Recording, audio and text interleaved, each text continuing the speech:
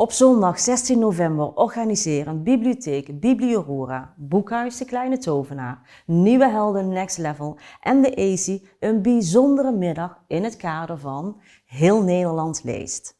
In het cultuurcafé van de ESI staat die dag het leven tussen twee culturen centraal met schrijver Raoul de Jong en verder poëzie en live muziek van de jonge Limburgse talenten Salma en Damla. Hoofdgast Raoul de Jong publiceerde 8 boeken en schreef onder andere voor Vrij Nederland en NRC Handelsblad. In 2022 ontving hij de Anne Blamanprijs voor zijn hele oeuvre. Wie verder in de thematiek van die middag wil duiken, kan om 16 uur naar Jam Karet in de theaterzaal. Deze interdisciplinaire voorstelling gaat over de zoektocht naar eigenheid in een wereld waarbinnen alles in hokjes wordt gestopt.